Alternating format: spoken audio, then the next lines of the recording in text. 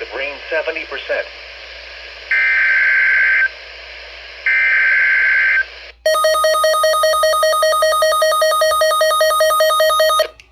Tennessee Bureau of Investigation. An Amber Alert has been issued on behalf of the Rutherford County Sheriff's Office for Iris Scrum.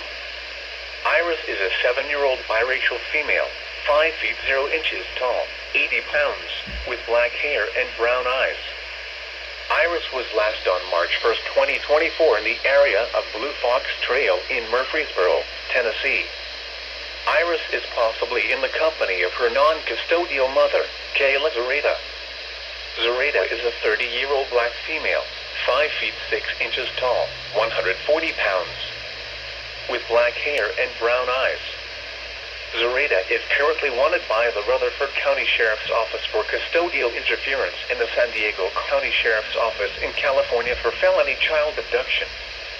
If you have seen Iris or Zareta or have information regarding their whereabouts, please contact the Rutherford County Sheriff's Office at 615-898-7770 or TBI at 1-800-TBI-FI North D.